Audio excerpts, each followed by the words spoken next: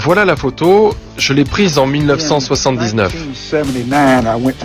J'avais un ami qui vivait dans la région. Il tenait un drugstore à Gainesville.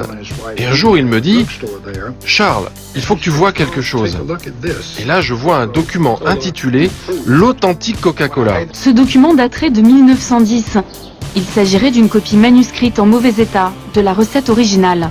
Première surprise, il y aurait de l'alcool dans le Coca-Cola, mais aussi des extraits de citron, d'orange, de coriandre, et tout en haut de la liste, un ingrédient très étonnant. What's that? C'est quoi ça? F-E, Coca.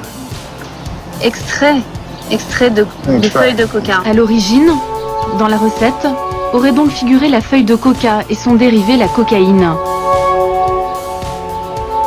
Ce serait d'ailleurs pour cette raison que le soda s'appelle Coca-Cola. Pourquoi mettre de la drogue dans une boisson? La réponse est à 40 km de là, dans la ville de Columbus. C'est ici qu'a vécu John Pemberton, l'homme qui a inventé le Coca-Cola.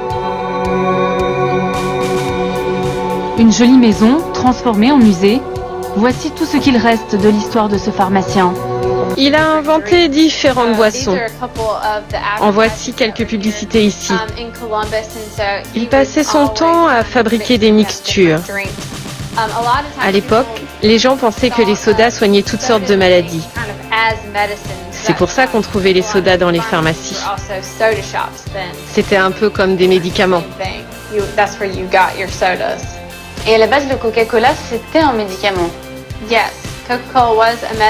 Oui, Coca-Cola était un médicament et il contenait de la cocaïne au début.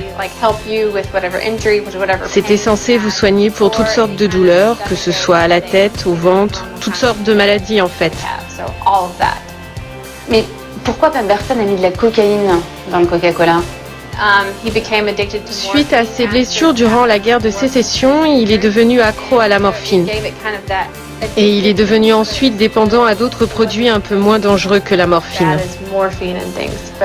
Vous faites visiter cette maison à des classes, des enfants, et vous leur dites pas en fait qui était vraiment le docteur John Pemberton. Vous leur parlez pas de son problème avec la drogue, vous parlez pas de cocaïne? Non, on donne juste aux enfants des informations basiques sur Coca. On ne leur parle pas de la cocaïne. On préfère leur donner une image plus idéalisée de la cocaïne. Enfin, pardon, du Coca.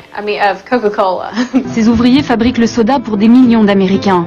Ils ne connaissent pas la recette, ils mélangent seulement le sirop de cola avec de l'eau, avant de le mettre en bouteille. On reçoit le sirop dans des gros barils. Il y a une grille tout autour et un autocollant indiquant que c'est dangereux. J'ai vu un de ces barils s'ouvrir.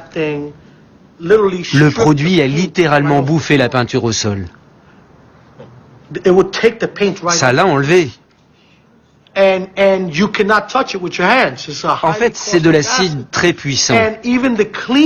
Les gens chargés de nettoyer ne pouvaient pas toucher ce truc avec les mains. Mais normalement, c'est juste du sucre et des arômes naturels. Non, non, non, non, non, non, non. J'aimerais que ce soit ça. Mais ce n'est pas le cas.